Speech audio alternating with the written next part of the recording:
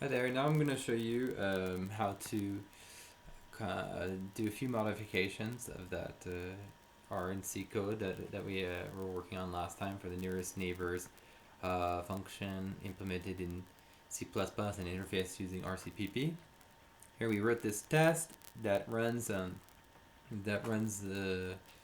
make sure that there's no errors for the one nearest neighbor's prediction on the training set of if we're using the iris data. And so if we want to run this test systematically when we're messing with the C code, we can actually add this to the command line that we're using in compile element command. So for example, we can do, here we already have first to run the compile attributes to update the Rcpp exports files, then run our command install to compile the new C++ code, and then we can do r-e dot dot to get to the home package, so the package directory, tests, test that, test, and here we put the neighbor this function in, right? Right. So what is that gonna do? If we open up one of these files again, well, it's going to run that whole sequence of commands on every compile. So not only are we going to be compiling the code,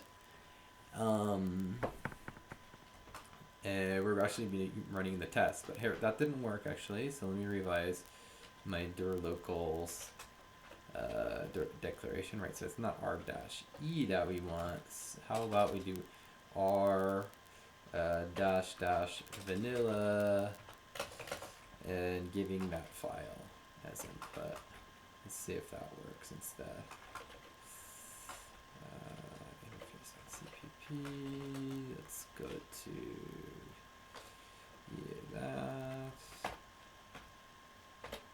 So now it's running compile attributes again, trying to compile the package. It says bash, no such file or directory. Is that right? So almost right. So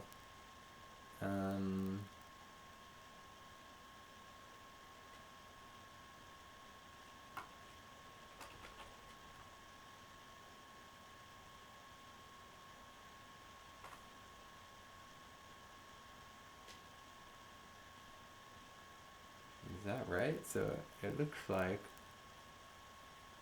it's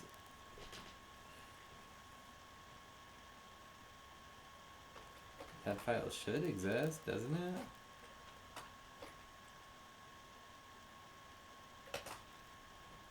No such file or directory, really? Well, I guess not. What happened? Did I get a typo there? Well, let's try that instead.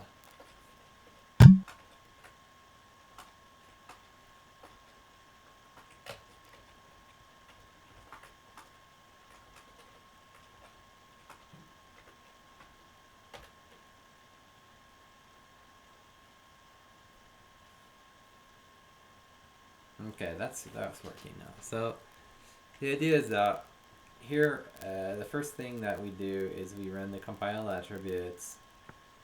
Dot is regenerating the Rcpp export file. Then we're installing the package. Then we're running the test script, which, if everything went right, the test passes and then compilation finished. So that's something that we can do now systematically whenever we edit this C++ code to make sure everything's working as we expect. Now, I mean, the thing that I was talking about last time is that it's a bit strange if we look at the test file. You know, the way that we're calling this function in the R code is with a transposed test matrix. So that's kind of a confusing. Yeah, it's kind of a confusing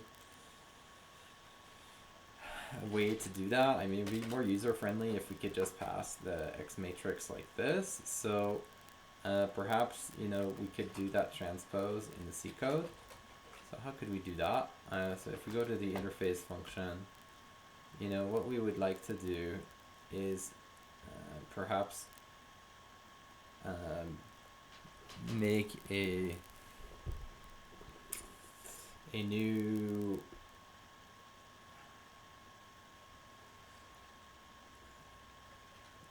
test. So here we're just, I mean, all we're doing with the test inputs mat there is we're first computing the number of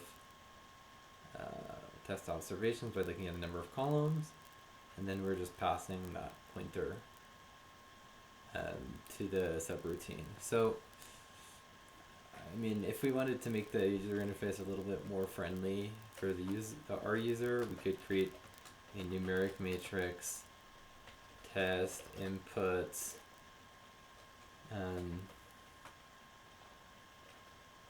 you know, maybe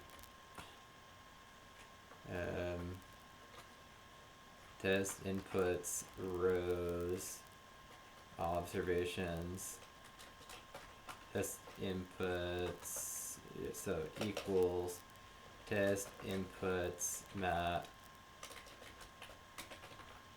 transpose. So is that working? So maybe that's not working actually.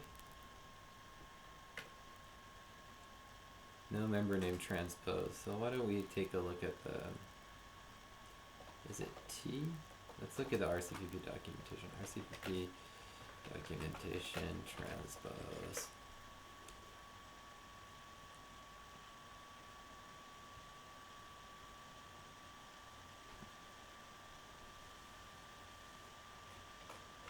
So to get the transpose, returns a transpose matrix of matrix M. So actually it's not a method, it's a function that we have to call. So let's try that instead. Transpose. And the other thing that we should probably do is we pass that that transposed matrix in as test predictions, test inputs rows obs, test inputs rows obs. So what I did is now instead of just taking that test inputs matrix, I'm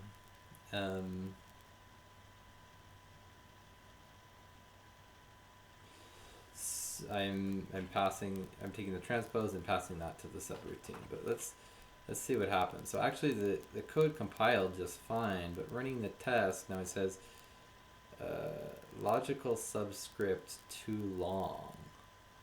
So yeah, so I guess let's take a look at what's happening here in this code now. Let's restart R so we can get that freshly installed package.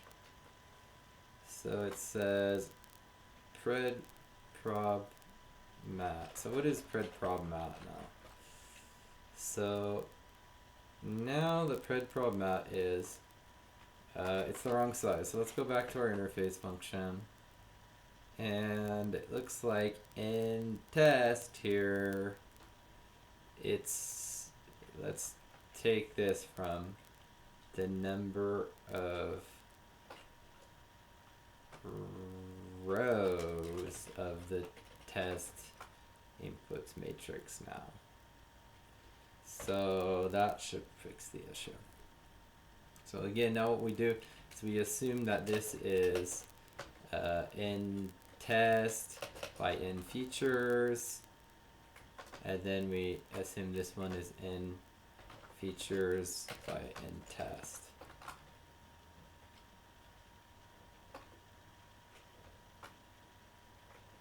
Okay, and it looks like that works fine. The test is still passing. So So, um, thanks for listening to this tutorial. Now you see how to um, run the tests systematically and with every compile, and how to create a slightly more user-friendly interface by doing the transpose in C++ code rather than in the R code.